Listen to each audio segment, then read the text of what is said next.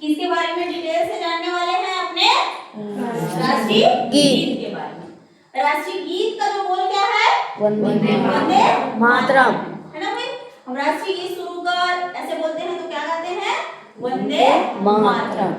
वहीं पे यदि हम राष्ट्रगान की बात करते हैं तो क्या बोलते हैं? जन गण मन। ठीक है। वहीं पे यदि हम अपने राज्य की गीत गाते हैं तो राज्य की गीत का बोल क्या है? अरपा के धार। ठीक है। तो मेरी प्रार्थना हमें में 3 से 4 कह लीजिए। एक माता पिता वंदन करें कि सरस्वती वंदन करें, ठीक है। एक राष्ट्रीय गीत करें वंदे मातरम, फिर हमारा राष्ट्रगान आ जाता है जन गण मन। उसके बारे में डिटेल आप लोगों को बता चुकी हूँ कि भारत के बारे में कैसे कैसे हम पंजाब सिंध गुजरात मराठा 9 प्रांतों के बारे में, ठीक है। जो राष्ट्रगान में है 2 नदियों के बारे में आता है, यमुना गंगा, ठीक है। कब गाया गया था और राष्ट्रगान कितने सेकंड का गाया जाता है? 52 सेकंड का, ठीक है। वो बता चुकी हूँ, ठीक है।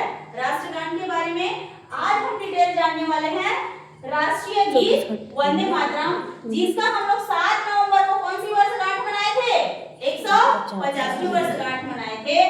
और इन लाइनों का यहाँ से लेके यहाँ तक मान लीजिए पहला पद जो है, वैसे तो ये 5 पद में है, 5 पद में से लेकिन पहला जो ये 8 लाइन है, ठीक है, वंदे मातरम तक का बेसिकली 64 सेकंड का है। पूरा समय कितने सेकंड में? वो 52 सेकंड में गाया जाता है, ठीक है। राष्ट्रगान राष्ट्रीय गीत का सेकंड क्या है? 64 सेकंड, मतलब 1 मिनट और 4 सेकंड का, ठीक है। ये है।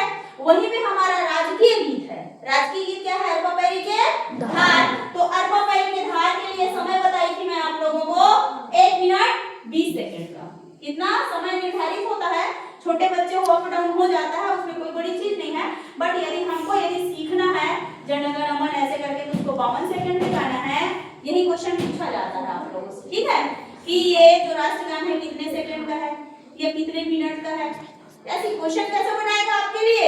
वो इन्हीं में से फैक्ट निकालेगा कि कितने नदियों के बारे में राष्ट्रगान में वर्णन है, कि कितने प्रांतों के बारे में वर्णन है, ठीक है, कि पहली बार कब हम अपना राष्ट्रगान गाए थे, ठीक है, या राष्ट्रीय गीत को कब हम पहली बार गाए थे, या ये बना कब। ये देखो महत्वपूर्ण तथ्य में यदि आप चले जाते हैं तो इसके रचनाकार कौन?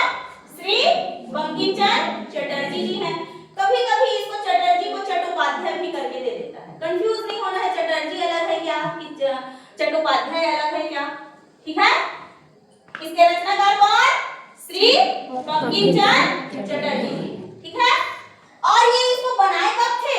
1875 का समय कालखंड वो समय था जब ब्रिटिशर्स, इंग्लैंड के लोग हमारे देश में आके क्या कर रहे थे? शासन कर रहे थे, ठीक है। औपनिवेशिक काल बोला जाता है उस समय को। तो उस समय जो मूवमेंट चल रहा था स्वतंत्रता संघर्ष का, 1857 की क्रांति के बाद उनके माइंड में ऐसा आया, बंकिम चंद्र चटर्जी जी के माइंड में, वो एक उपन्यास लिख रहे थे आनंद मठ करके, ठीक है। उसमें उन्होंने 1882 में अपनी इस, जब लिखे कब थे? 1875 को। तो ये जिस समय लिखे थे उसी को उठा के अभी हमारी गवर्नमेंट ने, अभी जो हमारी गवर्नमेंट है, उन्होंने डिसाइड किया कि 150वीं वर्षगांठ हम मनाते हैं। तो इसी 7 नवंबर को बनाए थे ना 50वीं वर्षगांठ। वंदे मातरम का लाइव टेलीकास्ट देखे थे आप लोग, पीएम मोदी से संबोधित किए पूरे देश को, ये कि नहीं टीवी में देखे थे, है ना। 150वीं वर्षगांठ हो गया 1875 से लेके अभी 2025 चल रहा है, ठीक है। उसके बाद ये किस टाइम की बात है? स्वतंत्रता संघ। उसी समय आनंद मठ नाम का एक उपन्यास लिखे जो 1882 में प्रकाशित हुआ था उनका। उसी में इन 4-5 पंक्तियों के 5 उसके बारे में दिया गया था, ठीक है। स्वतंत्रता संघर्ष का समय था 1800 से 1947 तक। वही 1600 में तो अंग्रेज आ गए थे, लेकिन स्टैब्लिश करते करते इंडिया को, भारत को एक औपनिवेशिक देश के रूप में विकसित कर दिया। मतलब हमारे ऊपर वो आर्थिक रूप से, सामाजिक रूप से, राजनीतिक पूरी तरीके से हमारे ऊपर क्या करने लगे? शासन करने लगे, ठीक है। उसी टाइम पीरियड में भारतीयों को लगा कि ऐसा क्या करना चाहिए हमें कि हमारे में क्या हो? एकता आ जाए, एकता आए, और जो हमारे ऊपर शासन कर रहा है उनको हमारे देश से क्या करना चाहिए? बाहर निकालना चाहिए, और हमें स्वतंत्र राष्ट्र या स्वतंत्र भारत की स्थापना करनी चाहिए, ठीक है। जैसे इनकलाब बोलते थे ना, भगत सिंह या हमारे जो आजाद थे, चंद्रशेखर आजाद थे, ये लोग क्या बोलते थे? इनकलाब। तो आप लोग क्या बोलते थे? जिंदाबाद। ऐसे नारा देते थे ना, दिल्ली चलो, ऐसे ऐसे नारा देते थे। महात्मा गांधी लास्ट में नारा दिए, करो या मरो। बहुत सारा ऐसे नारा चला, ठीक है। जो बड़े बड़े महापुरुष लोग मिलके क्या दिए, आदमी को इकट्ठा करने के लिए, जैसे भारत माता की क्या बोलते हो, वंदे मातरम, यही था वंदे मातरम। तो लोगों को प्रेरित करने के लिए क्या किए, नारा का उपयोग किए। वो नारा किसमें से आया था? हमें ये आनंद मठ उपन्यास में जो लिखा गया था, ठीक है, उपन्यास में कविता के रूप में लिखा गया था, उसी को वंदे और मातरम करके क्या किए, नारा दिए, ठीक है। तो उस टाइम का फेमस नारा क्या था? वंदे मातरम, ठीक है। फिर आ जाता है राष्ट्रीय गीत के रूप में इसको, जब हम अंग्रेज 1947 को छोड़ के चले गए। कितने तारीख को? 15 अगस्त 19। इसीलिए हम स्वतंत्रता दिवस मनाते हैं। क्या मनाते हैं? स्वतंत्रता दिवस मनाते हैं, ठीक है। 2-3 साल का टाइम पीरियड हमारे पास था, 47 से लेके 48-49 तक का, ठीक है। 26 नवंबर आने वाला है, अभी क्या है, 19 तारीख है। 26 नवंबर 1949 को एतद द्वारा इस संविधान को अंगीकृत अधिनियमित आत्म अर्पित करते हैं। संविधान दिवस आने वाला है 26 तारीख को, समझ रहे हैं। तो हमारा संविधान बनाने का जो प्रोसेस चला 2 साल 11 महीने 18 दिन का, 1947 से लेके 1950 के पहले के टाइम पीरियड का, उसी हम गणतंत्र होने के पहले के, स्वतंत्र तो हम 15 अगस्त 1947 को हो गए। कितने तारीख को हो गए? 15 अगस्त 1947 को स्वतंत्र हो गए, अंग्रेज छोड़ के चले गए। उसके बाद 2 साल 11 महीने 18 दिन तक पूरी भारत की जनता संविधान सभा का गठन करती है, ठीक है, कि भारत के लिए हम एक लोकतांत्रिक गणतांत्रिक राज्य की स्थापना कैसे कर सकते हैं, ठीक है, जहां पूरे भारत देश के हर एक जनता की बात होगी। ऐसे मिलकर संविधान सभा की गठन करते हैं और संविधान सभा के माध्यम से हमारे किसको लिखा जाता है, संविधान का प्रारूप तैयार किया जाता है, ठीक है। और वो लागू कब हो जाता है? 26 जनवरी। बना लेते हैं हम 26 नवंबर 1949 को बन जाता है, कुछ भाग लागू हो जाता है, लेकिन पूरी तरीके से पूरे भारत देश में संविधान कब लागू होता है? 26 जनवरी 1950 को। तो एक दो चीज आता है प्रश्न में, क्या पूछेगा? लागू कब हुआ? संविधान के लिए लागू शब्द आता है, ठीक है, और बनना अलग होता है और लागू होना अलग होता है। तो ये जब लागू होता है पूरे देश में, वो उसके रूप में हम 26 जनवरी को मनाते हैं। किसको मनाते हैं? 26 जनवरी को। जनवरी का महीना आएगा, 26 तारीख का आएगा, समझ गए। लेकिन जो नवंबर का महीना आएगा 1949, जो हमारे संविधान की प्रस्तावना में लिखा हुआ है, हम भारत के लोग भारत को स्वतंत्र प्रभुत्व संपन्न समाजवादी लोकतंत्र तंत्रात्मक गणराज्य, ये सब जो लिखा हुआ है, और लास्ट में लिखा हुआ है कि 26 नवंबर 1949 को अधिनियमित आत्म अर्पित करते हैं। वो तारीख था हमारा 26 नवंबर। तो बना कब? 26 नवंबर 1949 और लागू कब हुआ? 26 जनवरी 1950। समझ में आया? 2 दिन पहले, जस्ट 2 दिन पहले 24 जनवरी 1950 को, गणतंत्र होने से 2 दिन पहले इसको हम राष्ट्रीय गीत के रूप में अपना लिए। पूरी संविधान सभा में राष्ट्रीय गीत के रूप में वंदे मातरम गाया गया, समझ रहे हैं, 24 जनवरी को, और 26 जनवरी से फिर पूरे देश में लागू हो गया। फिर आ जाते हैं पहली बार कलकत्ता के कांग्रेस अधिवेशन में, वही 1896 के टाइम पे एक कांग्रेस नाम की संस्था आप पढ़ेंगे कि कैसे उन्होंने, उनका जो पार्टिसिपेशन था, कैसे भारत को आजादी दिलाने में एक संगठन बनाते हैं ना, जैसे आप समूह बनाए हैं। अब लक्ष्मी सहायता समूह क्या चलाती है हमारे यहाँ, क्या बना रही है, खाना बना रही है। इसी टाइप का एक समूह यदि हम किसी कार्य को वो करने के लिए, किसी कार्य को करने के लिए हम बनाते हैं, किसी विशेष उद्देश्य की पूर्ति के लिए संगठन बनाते हैं, तो उसका अपना एक उद्देश्य होता है, उसी के अकॉर्डिंग वो क्या करते हैं, अपने काम को करते हैं, चाहे वो कोई भी हो, चाहे कोई भी पार्टी कोई भी समूह बनाए, ठीक है। उसी टाइप से कांग्रेस एक संस्था है हमारे देश के आजादी में वो दिलाने के लिए, ठीक है। उसको अनुवाद किए थे, अंग्रेजी में अनुवाद किया अरविंद घोष ने, ठीक है। और उसकी भाषा, ये जो भाषा लिखी हुई है ना, सुजलाम सुफलाम मलयज शीतलाम, ठीक है, ये जो भाषा है, कौन सी भाषा है? संस्कृत भाषा है। कौन सी भाषा है? संस्कृत भाषा है। उसी का अनुवाद किए थे अरविंद घोष ने, अंग्रेजी में किए थे। ठीक है, वही पे आ जाती है समय की बात, तो इसको गाते कितने सेकंड में है? 64। ठीक है, ये महत्वपूर्ण तथ्य के बारे में हो गया। क्या क्या याद रखेंगे? राष्ट्रीय गीत का बोल वंदे मातरम। रचनाकार श्री बंकिम चंद्र। बोलो एक बार जोर से। श्री बंकिम चंद्र चटर्जी। बना कब था? 1875 में। प्रकाशित कब हुआ? 1882 में। कौन से उपन्यास में? आनंद मठ में। ठीक है, और स्वतंत्रता संघर्ष के प्रमुख नारों में से क्या था? वंदे मातरम।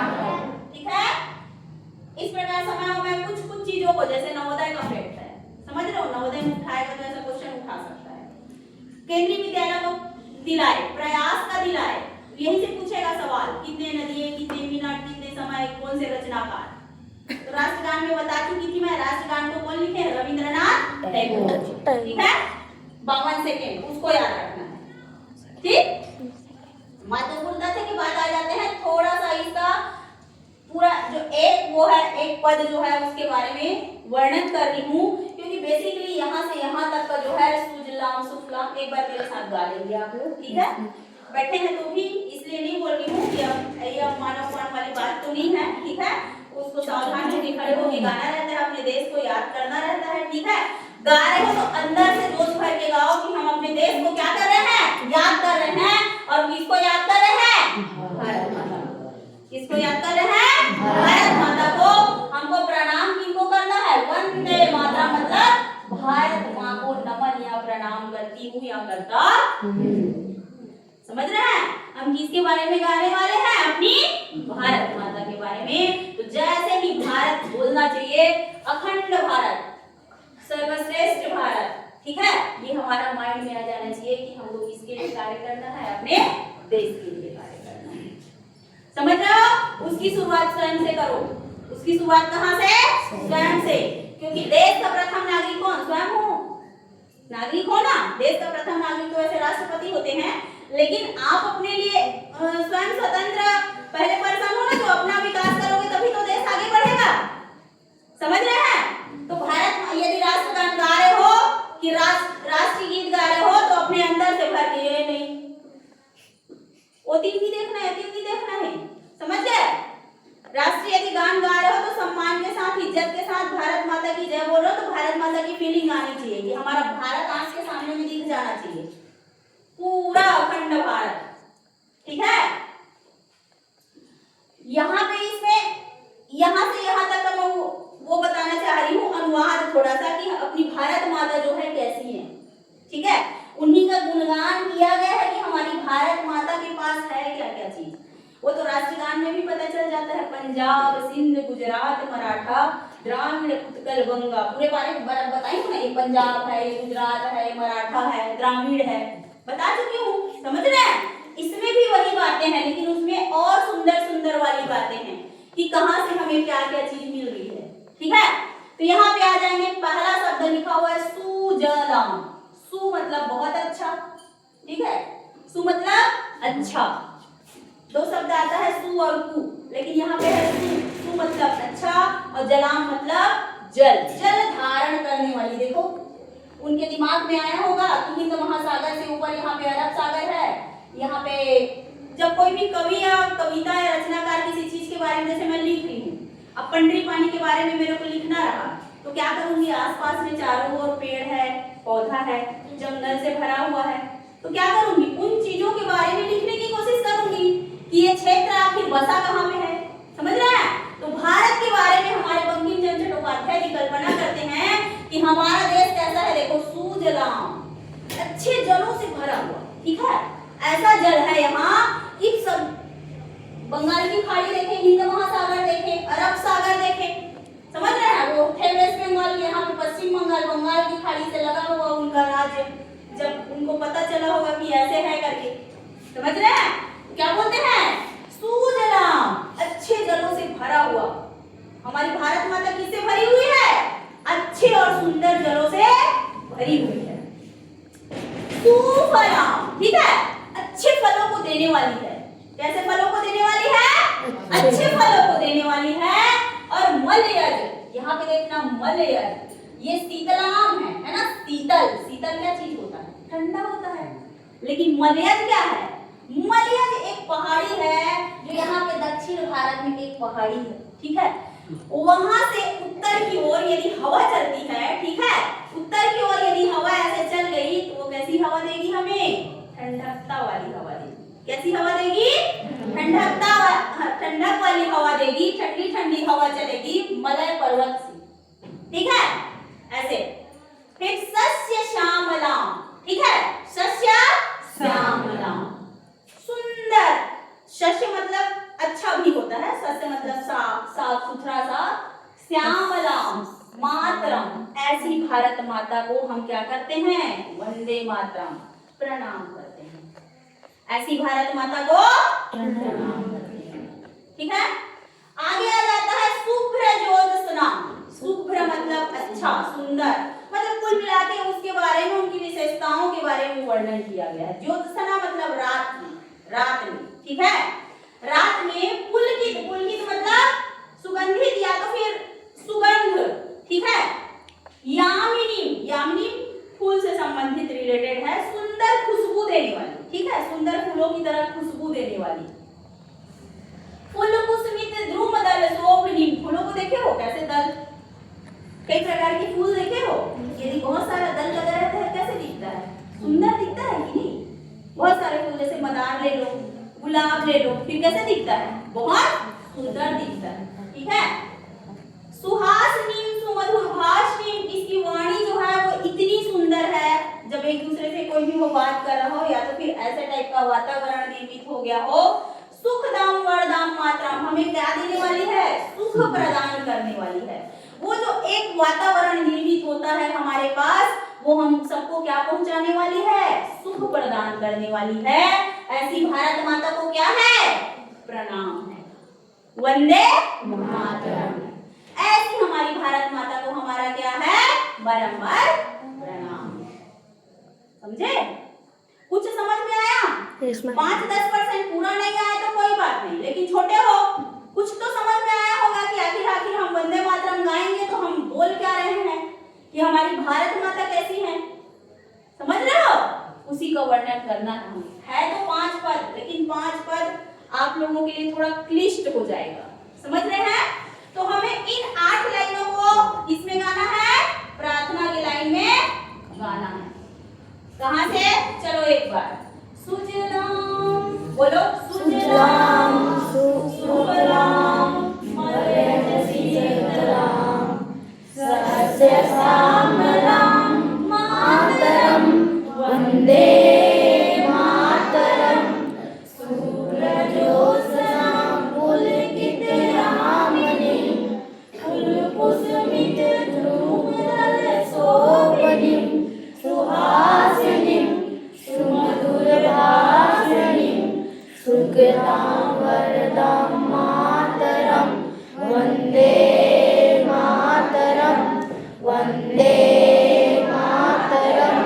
बोलो भारत माता की जय, वंदे मातरम, जय हिंद। ठीक है, समझ में आया? याद रखोगे बेटा, देश के लिए यदि आ गए हो तो ऐसे नहीं जाना, समझ रहे हो? अपना कुछ योगदान देके जाना है, ठीक है? लो चलो, मैंने पानी